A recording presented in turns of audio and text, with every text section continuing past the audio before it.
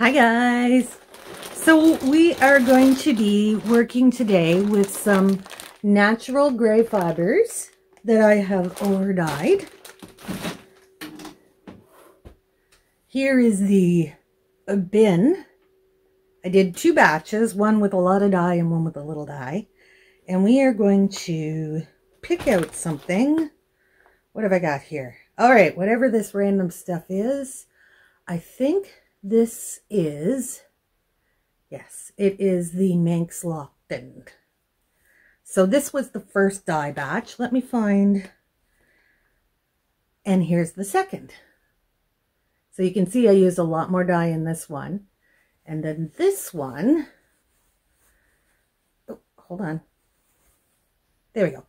This one has some of the natural color of the Manx Loughton showing through. So we're going to work with these and we're going to figure out how we're going to spin them up. Now this is a very puffy fiber. It's lovely, but it's very, very puffy. So let's have some fun with this and see how we're going to spin it. Hold on. I'll show you how it originally looked. So here's the natural color of the roving. Oh, it's got a little puffy on it. So this is Manx Loughton. And here it is in the dyed form. Now you can see even where I used less dye, how it makes the colors like, I'd call it moody. But we're going to play around with this and we're going to see what we're going to do with it. So 1 second, I'll reset with the wheel and we'll figure something out. So I've been sitting here just looking at this fiber and trying to decide what I want to do with it. So I think what I want to do is I want to spin a singles with this, with the patchy dye. So there's natural colors showing through. And then I want to spin one with the natural color and ply them together and see what happens. But because it's a poofy fiber, I think what I want to do is I want to spin this as a thick and thin.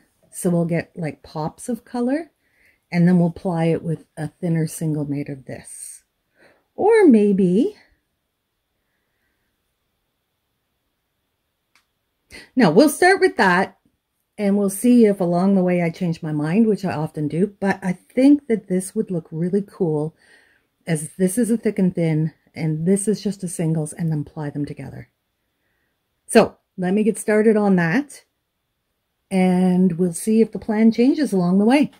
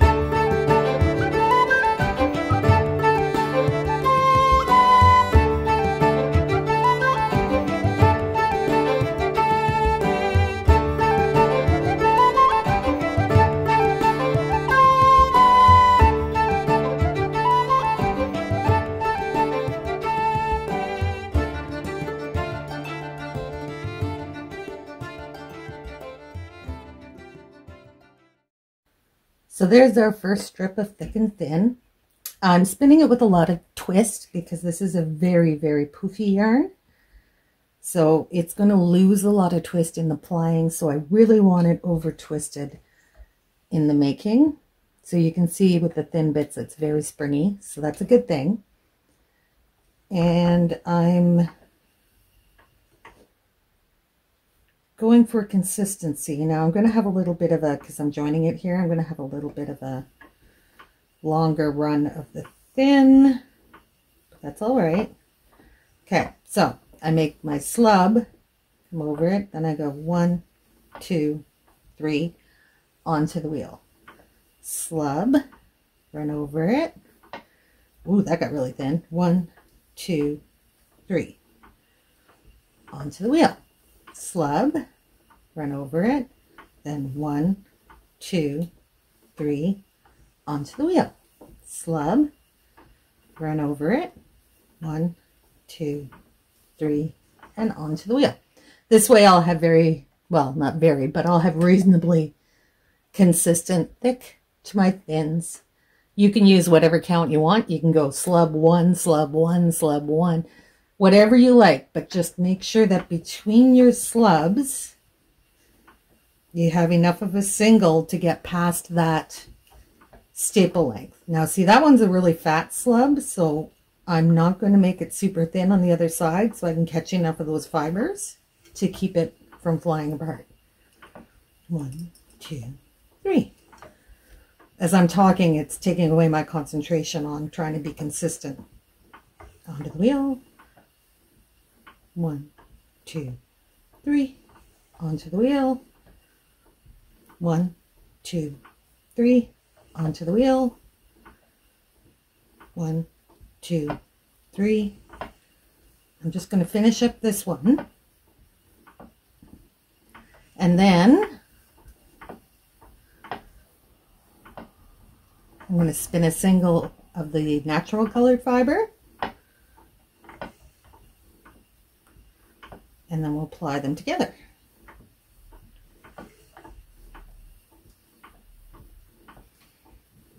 I'm actually really liking how this is turning out.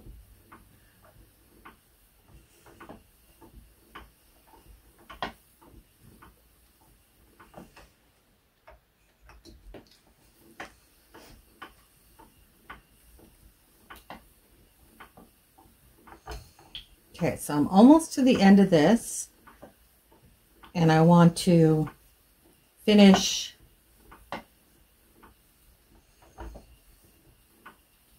with just a straight ply, not a thick and thin. Okay, so from here I'm just going to spin it so that I have a leader on the start and a leader on the finish.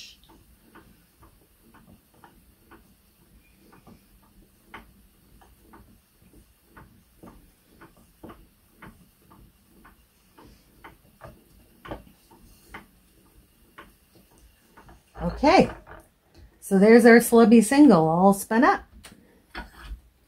And here's how it looks. I'm kind of really liking this. All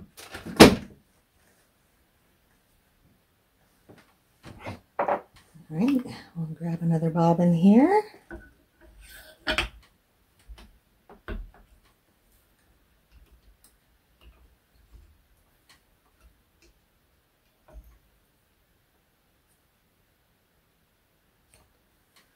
I keep saying I got to change up all my leaders on my bobbins, and then I never do it. So one of these days.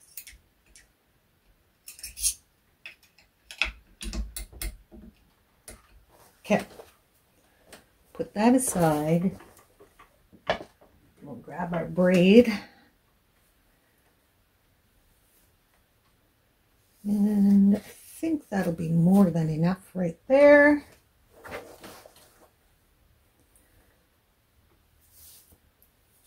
Ooh, the sleeves are going up. Look out. We're getting serious now.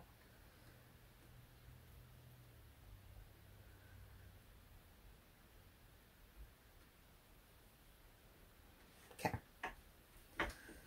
Let's get ready to rumble. Let's get spinning.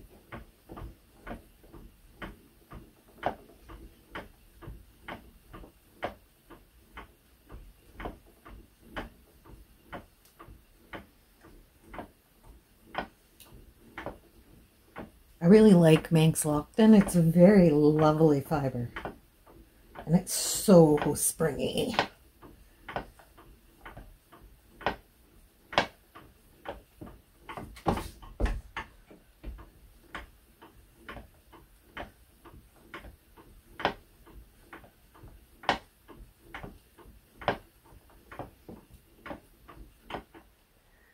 see how we're doing for twist.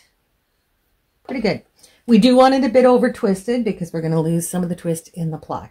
So I'll get this spun up and we'll be back when it's time to ply.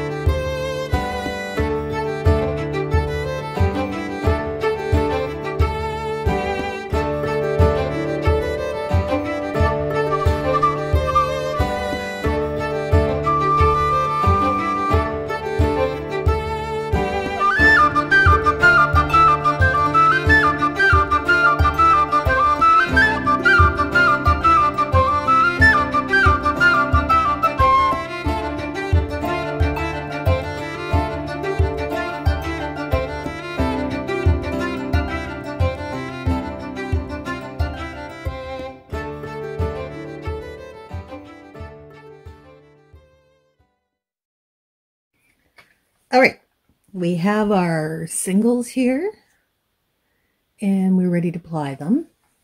So I'm going to put them on the floor between my feet because I want to be able to control them both. First thing I'm going to do is I'm going to knot those ends together. Now we spun S, so we're going to ply Z. I'm just going to plop this down on the floor between my feet and get my leader ready to go. There we go. Okay, I'm going to ply Z. So first thing I'm going to do is charge my leader. All right, now for the plying, I don't want as much twist, so I'm going to go up to a larger whirl.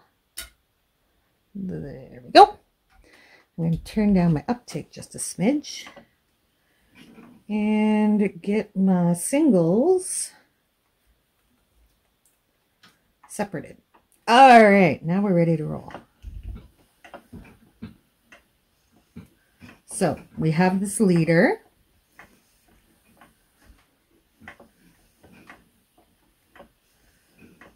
Of just straight spun, and now we come to our first slub. So what we're going to do is we're going to take our singles that's normally, we're going to put a lock there just by taking it up, and then we're going to wind on this slub, and then we're going to lock it in place. Then we'll go on to the next one. So we come to our slub, so take your, lock it in place, just go up and back, then pull your slub out to the side so that it winds on like that, then lock it in place. And we'll go on to the next one. So lock it in, and you can play with how you want your slubs to look. The less of an angle you use, the longer the slub will be, the less poofy. And I think, there we go. I think I like the longer, less puffy look. So I'm going to lock in, and I'm just going to angle it out slightly and go for a long slub and then lock it in place. Now let's see how we're doing with our twist. And we're still over twisted a little bit. So we're going to get it on the wheel a little bit faster. Oh. Now here's the problem with working between your feet. Is it doesn't pull off the lazy key as smoothly as it usually does. All right, let's get back to here.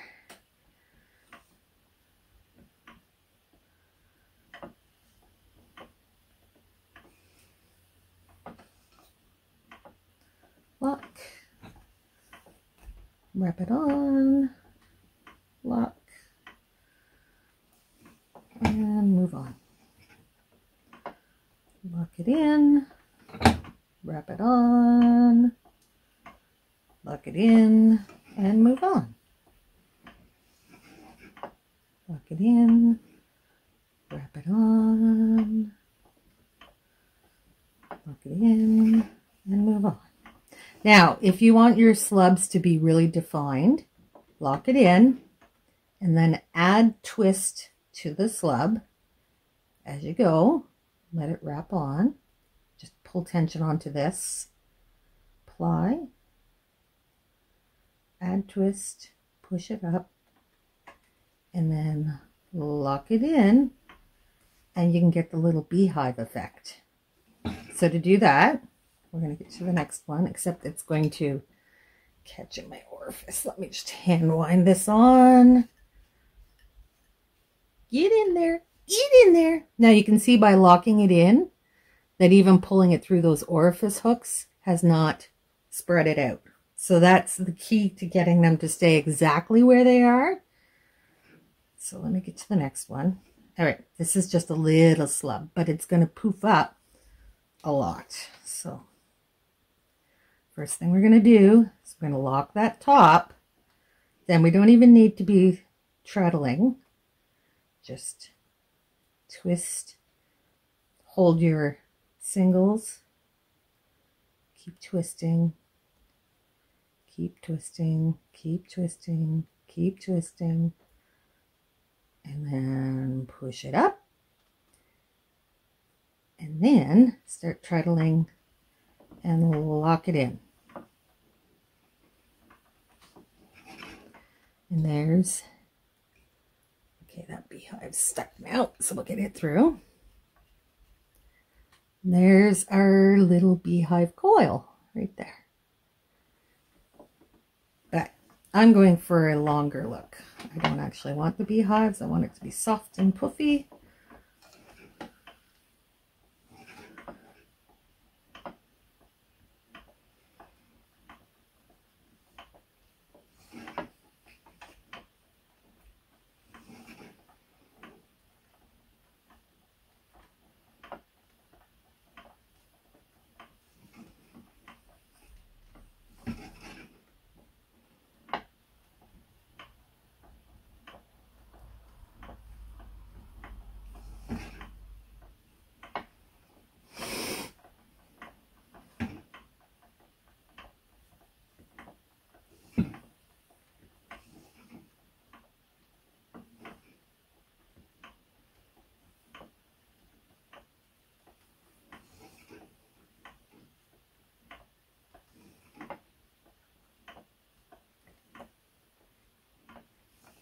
Now I'm treadling very slow, and I'm not really putting a whole lot of treadles into this section here. So when I wash it, hopefully that twist will even itself out through the slubs and through the singles. All right, now we get a really puffy one here. So I'm just going to add a little bit of extra twist as I wrap it on so it doesn't drift apart. Lock that in, twist on, lock it, on to the next.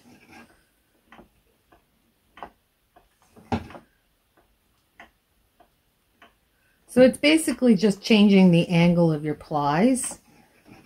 So when you want to lock it in, your left hand one. When you want to wrap it on, your right hand one.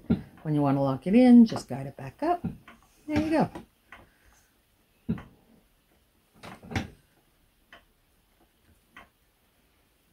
And that'll keep your slubs, that'll keep your slubs from untwisting and flying apart. Okay. Got a little piece there where there's not a whole lot. Now, the other thing that we can do, I've got a good section of slubbies there. So we got slubs, we can just spin them straight. Don't have to do anything fancy with them. You can just do a straight 2-ply yarn.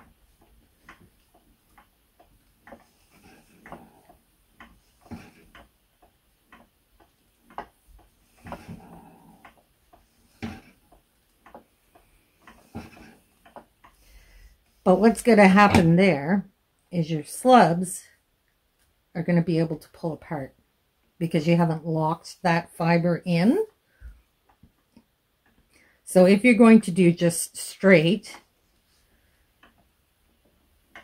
just pull your single, non-thick and thin single out to the side so it wraps a little tighter. So you still get that slub, but it can't pull out. But my preference is to lock it, wrap it, and lock it so that you have a really, what's the word I'm looking for? English is so hard. Resistant yarn. It won't just fly apart, which is what can happen when you're spinning slubs, because you're taking the twist out as you're plying. So while they may be stable in the single, they're not stable in the ply because you've taken some of that twist out. And this just stabilizes it. You can just get a nice rhythm going. And it really is not that hard once you get the feel for it. Just have to maintain control. And maintaining control comes with practice.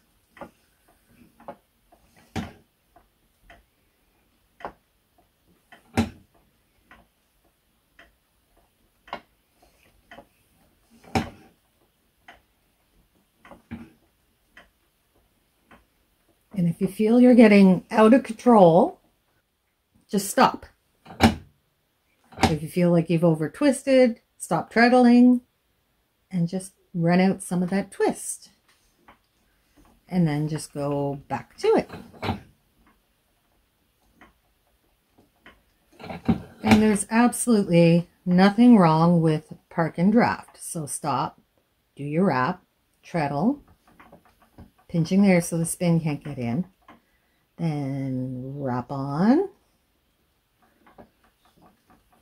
And lock. Park and draft where you need to. There's a reason it exists.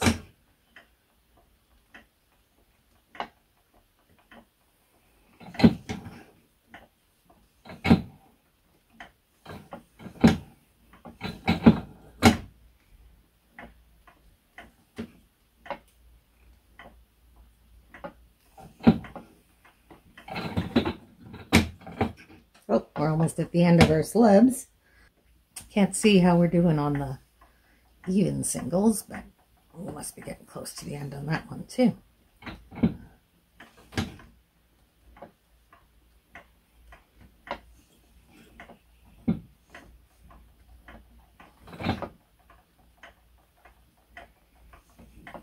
All right, so we're at the end of the slabs. So now we'll just ply even.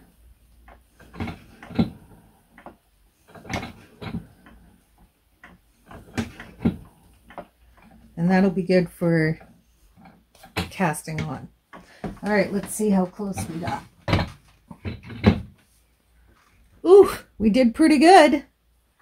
All right, so I'm just going to chain ply this bit out so I'm not wasting any of it.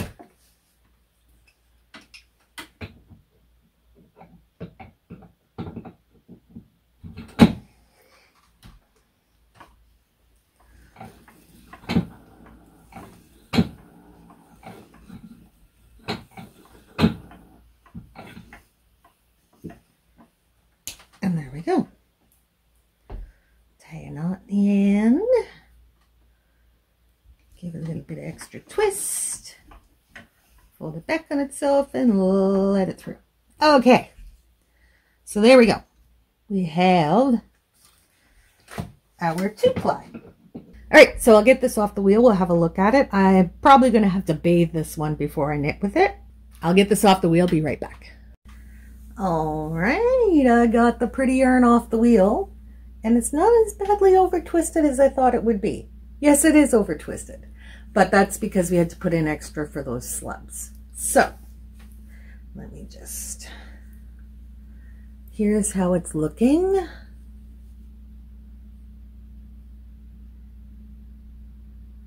And I'm actually pretty happy with how this is looking. So I think since it's not as badly over twisted as it thought it would be, I'm just going to knit with it just because I want to show you what it looks like when you knit this up. So I'm just going to knit a swatch with it unwashed. So it'll probably bias like crazy, but this is just for demonstration purposes. Because while you can look and say, oh, look at that cool yarn, it can be hard to visualize what it's going to look like when it's actually worked up into a project. Now, the reason I knit with it when I'm primarily a crocheter is because a knitting sample makes a nice flat surface so you can really see how it all works out. So I will go knit this up and I will be back when I have a sample to show you. Here we are, sample all knit up. Now I did, why can't I remember? One's stockinette and one's garter, right. So this is stockinette stitch and this is garter stitch. And you can see how it makes a very textured yarn. I should have used a larger needle, more geared towards the slub size. But you can see how you get these surface slubs that are very pretty.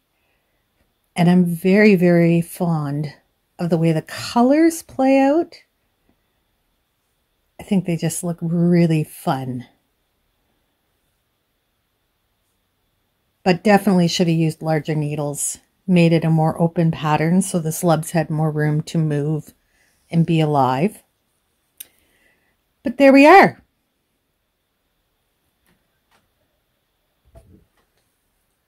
So I hope you enjoyed this little experiment in dyeing and spinning and having fun with different fibers. And this is our end result. I'm kind of fond of it. I do like it. Although I do wish I'd used larger needles.